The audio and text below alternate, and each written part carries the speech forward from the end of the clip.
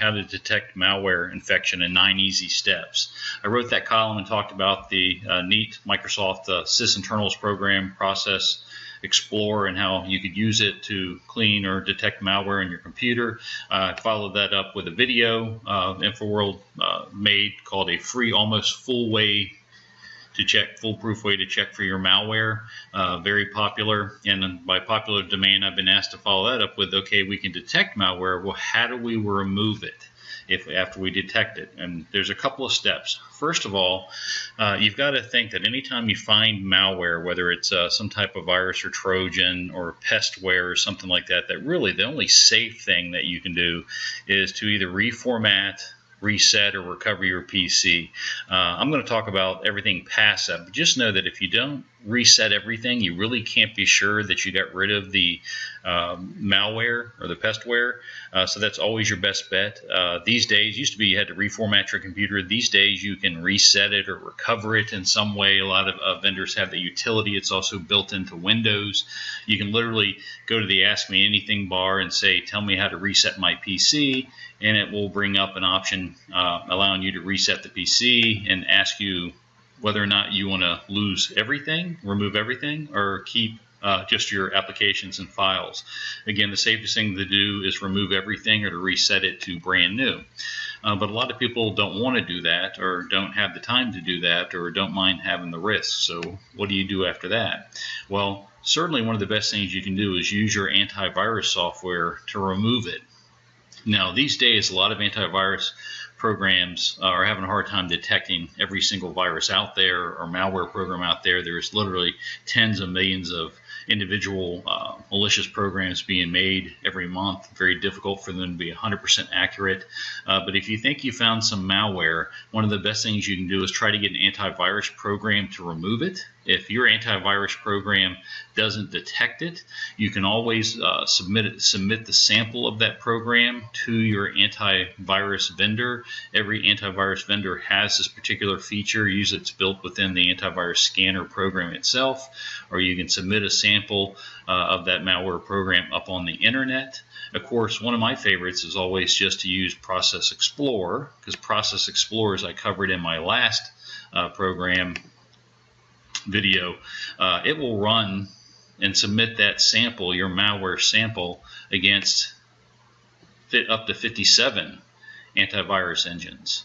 So if you remember in the last video, talked about if you use sysinternals Process Explorer and you tell it to submit, you have to go to options, virustotal.com, and tell it to check virustotal.com and submit your running executables to that website that's owned by Google.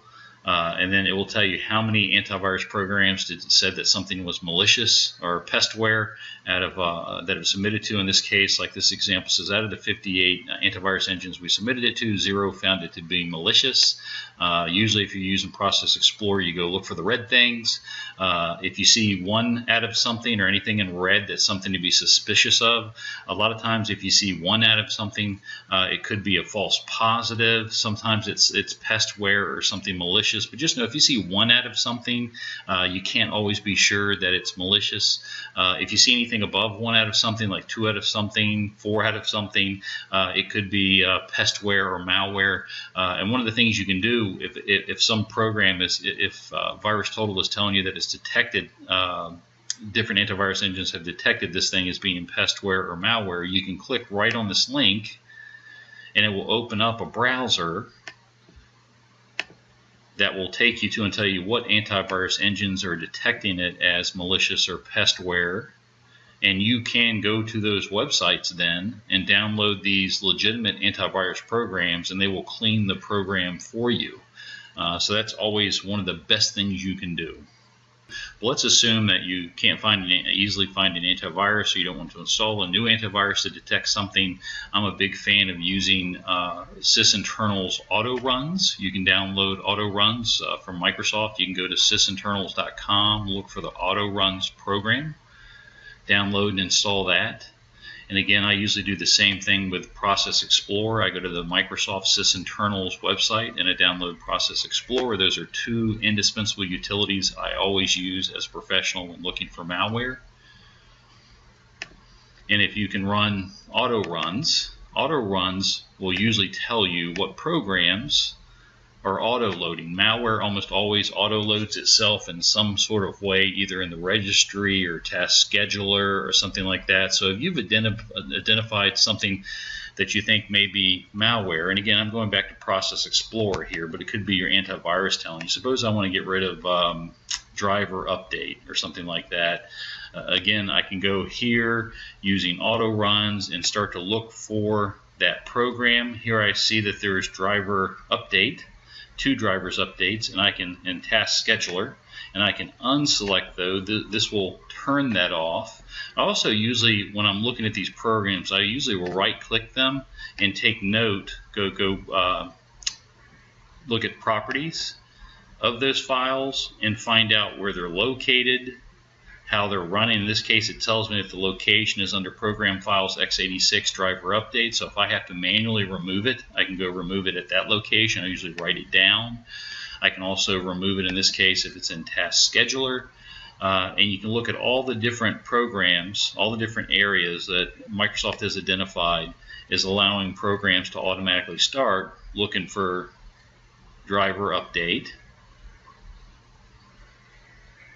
And if I look under the Everything tab, it's going to show me all the different places that legitimate programs and or malware or pestware could hide to run again. Or if you can go under these individual tabs, and they kind of take it into a smaller place where you can look and explore the different options one set at a time. And again, there's driver update, and by unselecting them, when I restart the computer, it will not automatically restart, at least using those options. You do have to be pretty thorough here and make sure you go through the list of everything and remove things that you think are malicious or pestware.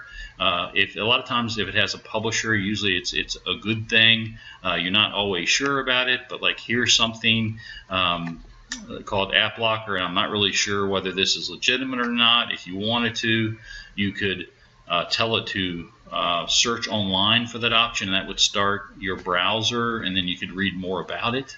But certainly if you see programs that have been verified from Intel and HP and lots of these other places that you're familiar with, you can trust them. So particularly, I'm just looking at things that don't have a publisher. A lot of times you can simply go uninstall the program. It's very, very common these days that malware can simply, or pestware, probably pestware more often, can just be uninstalled just like any other program.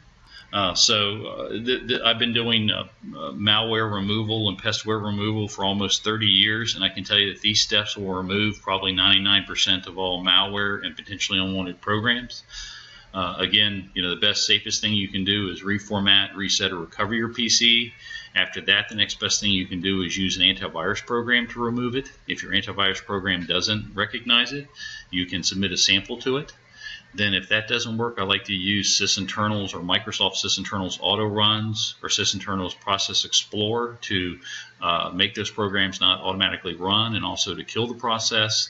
You can try uninstalling the program as well. That's a nice little added feature. Then reboot your computer and then rescan it again using antivirus or Process Explorer. And if it's still there, try again. Sometimes it'll take me 2 or 3 shots overall to get rid of everything. And then if that doesn't work, if you've tried a couple of times and rebooted a couple of times and that program is still seeming to live and fighting you, maybe it's best to use an expert. Well, thank you for your time, and I wish you good luck. And Phil, if you have any questions, you can send them to me at Roger_Grimes@infoworld.com.